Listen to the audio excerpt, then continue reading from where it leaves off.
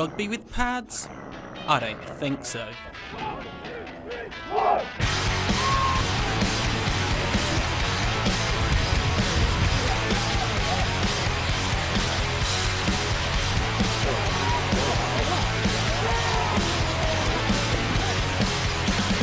American football in the UK is more popular than ever. Around 30,000 people from 182 clubs play at least once a month. So why is America's most popular sport making such a big impact this side of the Atlantic? I've always watched American football, always on Sky Sports, all our mates around, late at night, watched Super Bowls and stuff, played a lot of American football game, and just sort of stand there and thought I'd give it a go. I started playing for my university team. I saw they had a team when I went there, enrolled, tried out and got in, so that was my first experience. If one person mucks up at the level on the field, a player will go dead straight away, says everybody's got to club together, everybody's got to get together, and that just then, off the field, breeds a good relationship. Well, I started towards the end of last season when they were still in an associate club, but before they were in the league. Didn't play any games, and then came back in January when they did the big recruitment drive, and to hopefully start playing again a bit later this year. So we've got a really good core group of people that all know each other, all get along, we've been working hard together for years, so it's really easy to come and slot into that when you're new. I got into it about 20 odd years ago at school, when it first came on Channel 4. And literally just my brother was into it. He said, pick a helmet kind of colour that you like, and I ended up going for the red and gold of the 49ers, so followed them ever since really, and just recently got back into it now because the Storm are here. So in training you can hit each other really hard, and it's always a case of give the hand to get back up, and it is really, because it's very much a team game. All 11 players on the pitch at any one time are vitally important to what happens in the game, so you can't let your teammates down as well, so it is very, very sort of camaraderie driven, definitely.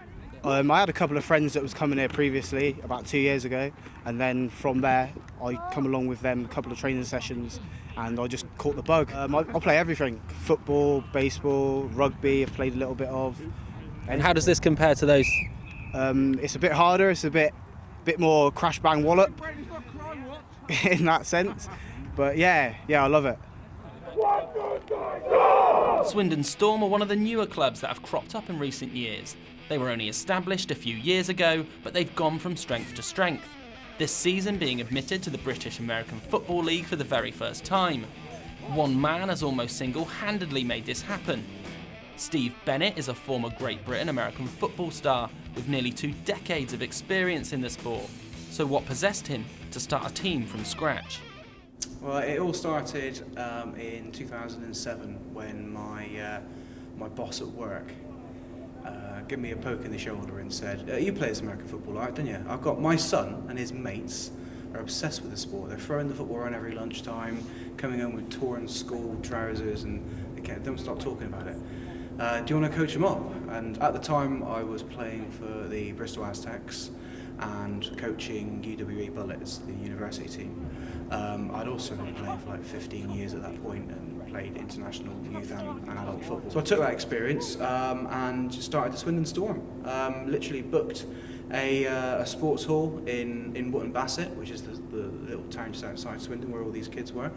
Put a couple of posters up in the community centre and in the local gym and at the school. Had 30 kids turn up on the first session, all crazy for the sport, throwing the football around. We had loads of fun, and it's just gone from there basically. Steve has been instrumental in ensuring Swindon Storm are the team they are today.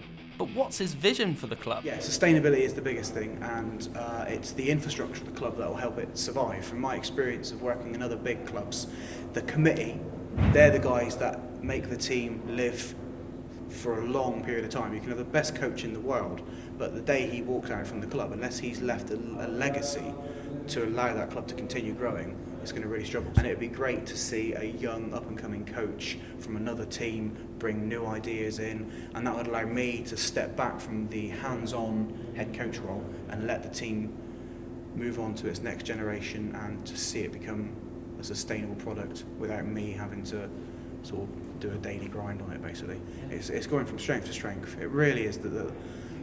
I'm so excited because every training session we're getting better. The guys are listening to what I'm saying. I don't teach particularly complicated things. I expect every player to be able to do 3 or 4 things well. And if you can do 3 or 4 things well, we'll be a productive offence and a productive defence. And that's all we need to work on, really. So the guys are really buying into that. There's little doubt what Steve means for this football team, and the players are unanimous in praise for their head coach. He started it as a youth team a few years ago, and gradually sort of built up to where we are today. And the amount of hours that he has to put in, that behind the scenes that a lot of people don't see.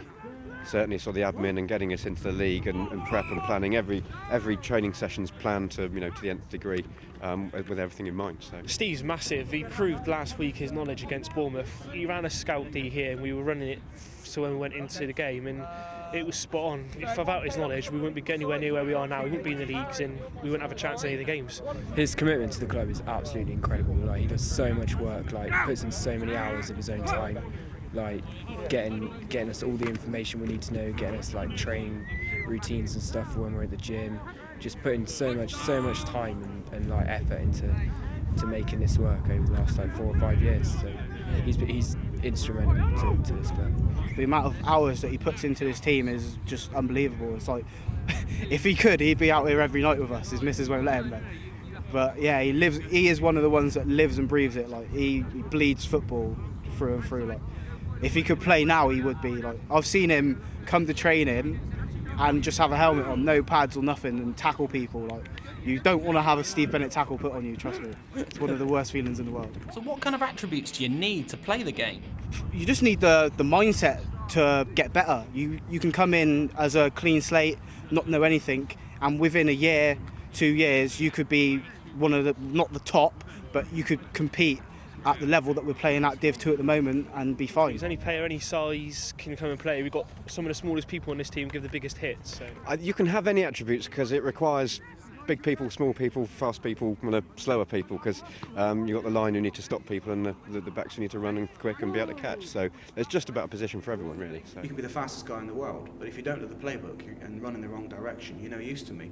I'd much rather have a guy that is not as athletic, but turns up every training session, knows the playbook inside out, because the chances are he's going to be on the right part of the field at the right time. And what do the players think of the accusation that it's just rugby with pads? Come give it a go. I hurt more the first time after I'd done this than I ever did playing rugby. Come and try it. It is an aggressive sport, but it's not necessarily as dangerous as it looks. We've got pads on for a reason. They're safety equipment, not weapons. So it is there to protect you. And not to dive in head first with your helmet. That's not going to do you any good. But now come and give it a go. It's the best way to find out. They might be amateurs, but the commitment shown towards this sport is something else. There's guys here that like live and breathe the sport. They'll go home later on tonight and watch game tape of this. Like we're taping this. They'll go home and study our training video. They'll study the video of the Bristol game that we got this weekend. So there's people that live and breathe it, and they just can't get enough of it, isn't it? It is, and it's very much down to as much commitment as you can provide. I was lucky I was able to go down and scout the opponents for this Sunday's coming game, because I had the Saturday free. I was able to do it and wanted to do it to get as much information as you can. So it's very much, if you've got the time, sort of put in what you can. Absolutely, it's still at a very amateur level, and you compare it to the American way of doing things. It's very, very, very amateur in a way, but it's getting better all the time, and now it's a university-funded sport, so it's only going to progress from here and get more and more people involved. And then there's a lot of clubs around the country, so literally from right down south up into the north of Scotland, there's teams everywhere. So. There is a lot of commitment. I mean, as well as training, you've got to go to the gym a lot to keep your body fit and working, get stronger, otherwise it is a lot of commitment for a sport. A regular season NFL game has been played at Wembley since 2006. And it's here to stay, with the Jacksonville Jaguars confirming one home game will be played in the UK at least until 2016. That's in addition to the annual game held at Wembley each year. Brits certainly have the appetite for the sport, with both this season's games already sold out, and the NFL's got big plans for the sport over here. Viewing figures have risen by a staggering 154% since 2006, and there's even been talk of a franchise being established here. But not everyone's convinced. I don't think it will work. There's a big market for it over here, but I can't see it happening anytime soon, to be honest. But if there was a team in London, then yeah, I'll try to go watch games, but logistically I don't think it will work. It's a long way for other teams to travel.